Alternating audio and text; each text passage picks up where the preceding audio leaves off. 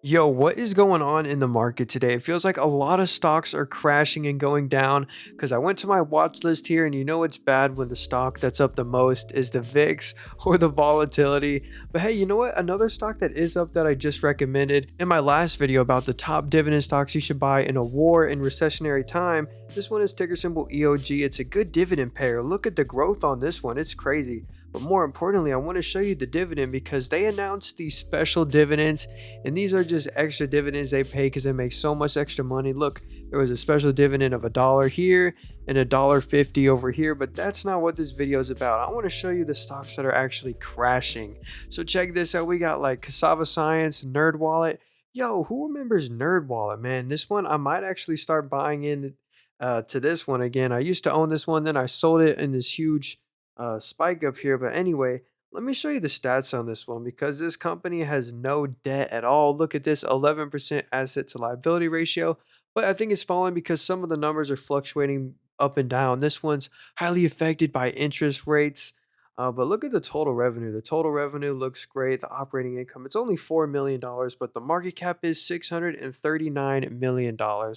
And another stock I wanted to show you about, it's ticker symbol PERI. So this one's in the advertising space, and this one's a growth stock. They don't pay a dividend, but they are very profitable. And I wanted to show you the numbers on this one. So cash flow per share, they're making a lot of free cash flow per share. Actually, look at this, $1 in the most recent quarter. It's the highest it's ever been.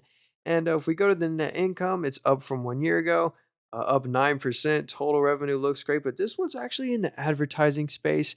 They're only 29% asset to liability ratio, so the numbers look great here. So if you want to invest in a stock, remember nothing in this video is financial advice. I'm just some random YouTuber. Do your own research. I don't know your personal situation, but hey, don't forget to leave a like if you're enjoying the video. I love breaking down the numbers for you, so that way it's really easy to understand. Let me know in the comments if you like that. But yeah, that's ticker symbol PERI. They fell 5.77% today. Oh my goodness, who knows Lending Tree?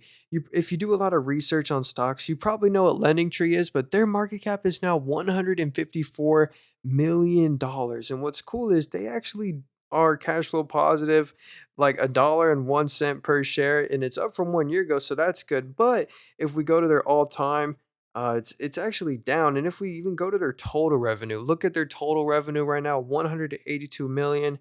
It's basically decreased since 2019 and 2020, so that's not good. And the assets have just gone down. It was 1.36 billion, so it's kind of deserved, but they're also making a lot of revenue.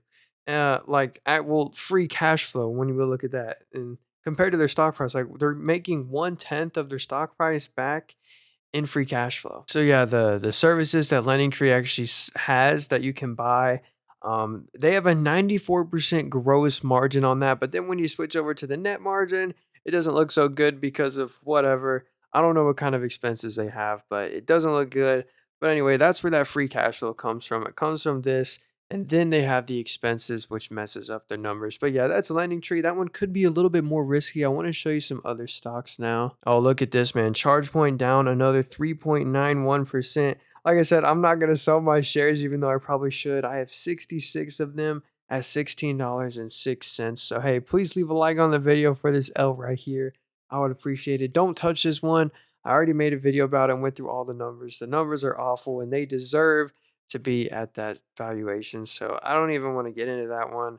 Oh, and there was just some news about Unity. Their CEO randomly quit and left the company. So hey, they're not at that 52-week low or that multi-year low at $21, but they're getting close to there.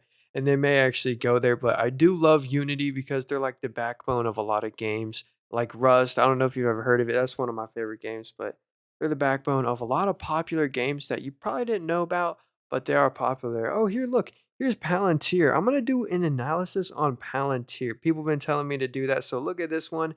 In the past couple quarters, they've increased in stock price like crazy. There's news that they might enter the S&P 500, but let's actually look at the numbers. So, free cash flow per share of 4 cents per share. So, as we can see in the two most recent quarters, because this is the number we really want to look at, we can look at things like the net margin and like the net income and what they do, but really, this is the free cash flow per share and the operating income is what we really want to look at. And is this increasing in year over year? Yes, it is increasing 44%. So that's a really good growth number. but eh, they might have been doing better back in 2021, but who knows? They have very low debt, I like to say, because it went from 28% to 23%. So Palantir, I really like, and their assets went up, went from 3.3 to $4 billion roughly. So yeah, I actually really like Palantir. They have some really good numbers. Let me know your thoughts on Palantir. And they haven't really been getting hit by the market. Their stock price has been doing great. They're a data analytics company. But yeah, here's another tech stock that I own. I don't usually share my Weeble portfolio, but I'll show you this one. I like Cloudflare. I really love Cloudflare. It's in the cybersecurity space and just in the internet space. Because if you didn't know, 10% of all the internet goes through Cloudflare. So I only own 15 shares at $72. It hasn't been that price in a long time, but yeah, I really like Cloudflare. I'm really bullish on it. Now, they're not quite positive yet. So if we go to their numbers, look, so here's their actual cash flow per share, 19 cents. So it actually has been increasing, but when we look at their net income losses, it got worse in the most recent quarter, which I really didn't like to see. They were getting really close to getting an EPS positive, but they didn't quite get it there. But hey, if y'all enjoyed the video, please leave a like for me. It really helps out a lot, and consider subscribing. Check out my previous 2 videos up here, and if you leave a comment, I promise I'll respond to it, and hope you guys have a great rest of your day.